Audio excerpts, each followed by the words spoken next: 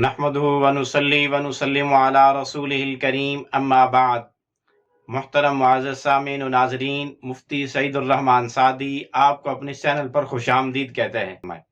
معزز سامعین، آج کے اس ویڈیو میں ہم انشاءاللہ العزیز خواب کے اندر گناہ کرنے یا گناہ ہوتے دیکھنے کی تعبیریں بیان کریں گے کہ اگر کوئی شخص خواب میں چھوٹا بڑا گناہ کرتے ہوئے اپنے آپ کو دیکھے، گناہ کا ارادہ کرتے ہوئے دیکھے، یا گناہ اس سے صادر ہوتے ہوئے دیکھے، یا کسی اور کو گناہ کرتے ہوئے دیکھے، گناہ کی دعوت دیتے ہوئے دیکھے، یا گناہ کی دعوت ملتے ہوئے دیکھے، تو اس کی کیا کیا تعبیریں ہو سکتی ہیں؟ جس شخص نے خواب میں اپنے آپ کو گناہ کرتے ہوئے دیکھا، کوئی بھی کسی قسم کا چھوٹا بڑا گناہ، جو بھی گناہوں کی لسٹ اس نے پڑھ رکھی ہے، اگر کوئی ان میں سے گناہ کرتا ہے تو اس کی ایک تعبیر یہ ہے کہ خواب دیکھنے والا قرض دار ہے، مقروض ہے، یا قرض اٹھائے گا، اس کو قرض اٹھانا پڑے گا، مقروض ہوگا یہ۔ اسی طرح اگر کوئی آدمی خواب میں اپنے آپ کو بہت گناہ گار دیکھے،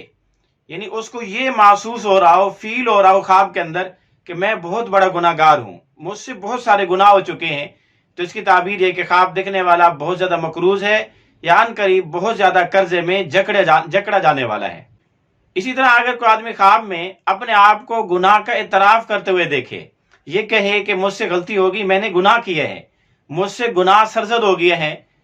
اور وہ اپنے گناہ کے سرزد ہونے پر شرمندہ ہو، تو پھر اس کی تعبیر یہ کہ خواب دیکھنے والے کو عزت ملے گی، مقام اور رتبہ اس کا بلند ہوگا، اور شرافت اور سرداری حاصل ہوگی۔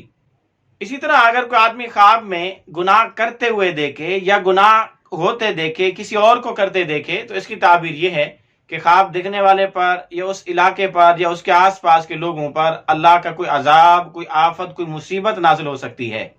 اسی طرح اگر کوئی آدمی خواب میں اپنے آپ کو گناہ کرتے ہوئے دیکھے تو اس کی ایک تعبیر یہ بھی ہے کہ خواب دیکھنے والا کفر کا ارتکاب کرے گا، کوئی کفریہ بات، کفریہ کلمہ کہے گا، یا کوئی کفریہ کام کرے گا۔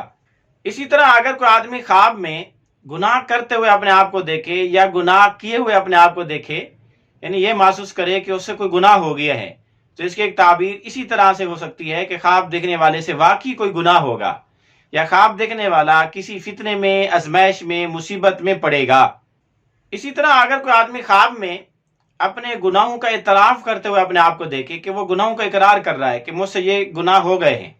مجھ سے یہ غلطیاں ہو گئی ہیں، تو اس کی ایک تعبیر یہ بھی ہے کہ خواب دیکھنے والے کو توبہ کی توفیق ملے گی، یعنی واقعی وہ گناہوں کا اقرار اللہ کے آگے کر کے معافی مانگے گا اور توبہ اور استغفار کرے گا۔